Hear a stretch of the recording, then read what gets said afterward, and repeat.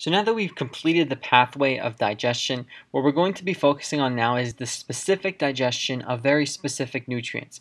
We've briefly mentioned nutrient digestion as we've gone along the pathway, but now we would just want to explicitly mention how certain nutrients are going to be digested.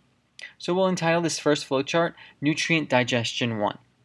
So we will begin by looking at the carbohydrates. Carbohydrates are a nutrient that we eat.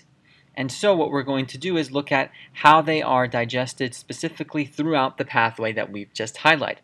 So carbohydrates originally, when you eat them, are usually found in a polysaccharide polymer form. And we want them to turn into a monomer. We want to break them down into their monosaccharide components.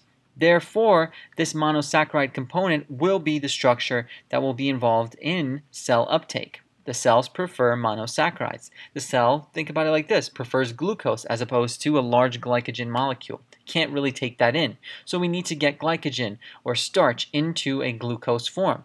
How can we do that? We utilize nutrient digestion. Carbohydrates begin this process at the oral cavity. So this should be a bit of a review since we've gone over this. The oral cavity will have salivary amylase. And salivary amylase, if you remember, will take polysaccharides and convert them to smaller polysaccharides, sometimes even maltose, so that it's easier to digest along the pathway. Now, let's continue along the pathway. After the oral cavity, another major site of digestion is the stomach. But in the stomach, actually, the carbohydrates that are broken down by salivary amylase are actually there's no breakdown any further in the stomach, so there's no carb breakdown here. But where there will be more breakdown of carbs will be the small intestine. So the next major site of chemical and mechanical digestion would be the small intestine.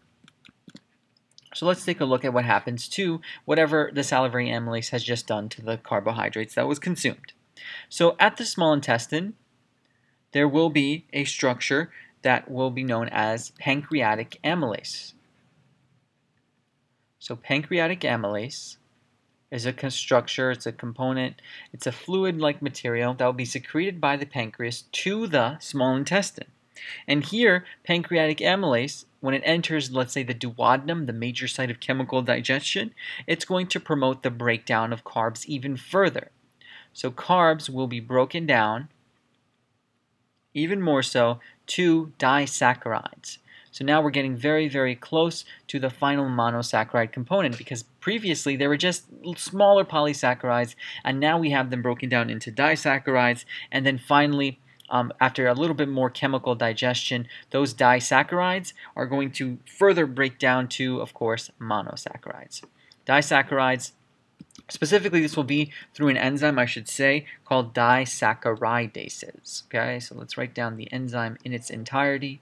Disaccharidases break down disaccharides, which are up here, to monosaccharides. And that's sort of what happens with carbs. Break down to monosaccharides. And that's what we wanted. That's what cells want. That's what we want. And that's how carbs are digested as a nutrient.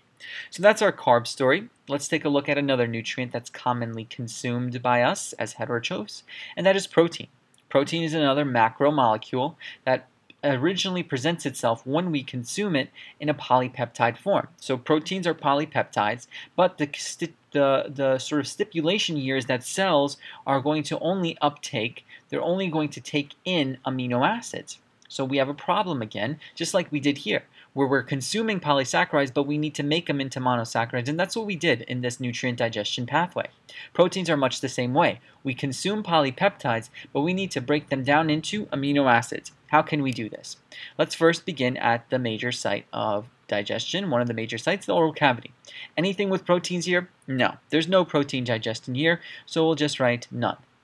There's no protein digestion whatsoever. In addition, let's move now to the next major site, which would be the stomach. The stomach does involve itself in protein digestion. Remember that enzyme pepsin that was originally inactive as pepsinogen combined with HCl to give you that active site, and now you have pepsin. Pepsin's really good because what pepsin's job is to give you short polypeptides. Proteins are broken down into short polypeptides via the endopeptidase mechanism that pepsin possesses, but the thing is, these are short polypeptides, that still is too big for cell uptake. So we'll write that down. Still too big for cells. Cells can't take in polypeptides. They need smaller amino acids to work with. They need the Legos. They don't need the entire structure. So what do? What's going to be the next step? Well, we have oral cavity, stomach. The next major site is the small intestine. Let's take a look at what happens to proteins in the small intestine.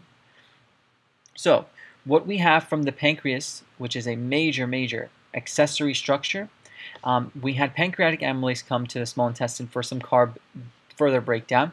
Pancreas will also send some stuff for further protein breakdown. The pancreas sends two components known as trypsin and chymotrypsin.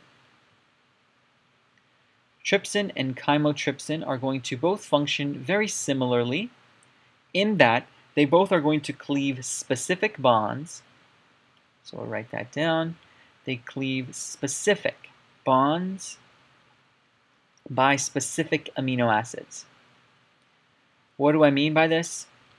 What something like trypsin does, tryp is that root here, it specifically cleaves tryptophan bonds. Anything where tryptophan, any point at which, that's an amino acid, tryptophan if you don't know, if there's a tryptophan on this smaller polypeptide that the stomach has just put into the small intestine region, the trypsin molecule, this enzyme, will cleave off specifically tryptophan from that smaller polysaccharide. Chymotrypsin, I forgot exactly which one it cleaves off, but it cleaves off a different one.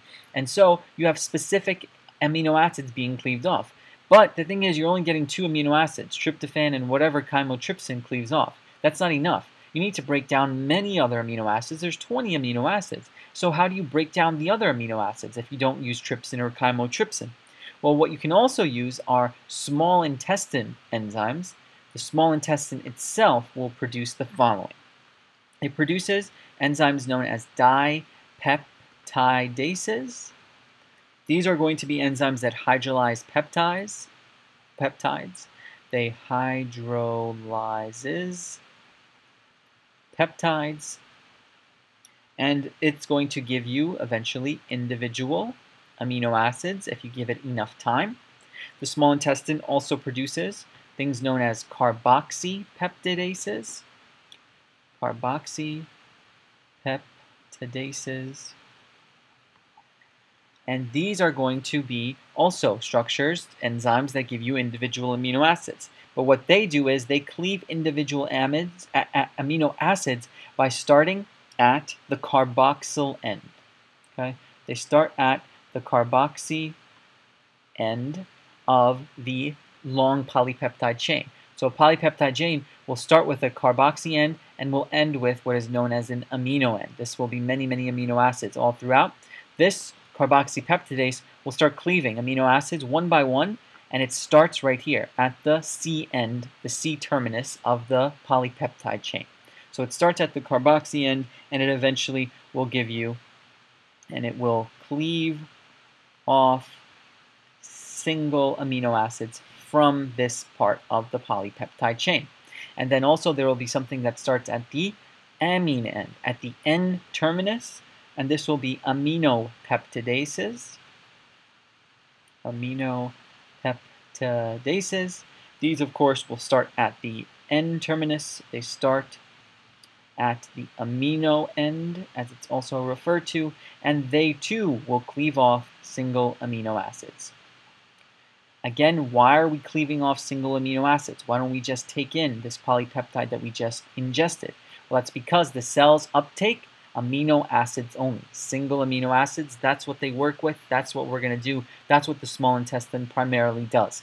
Stomach is going to be important because it breaks large polypeptides into shorter polypeptides. Small intestine finishes the job much like it does in the carbohydrate scenario.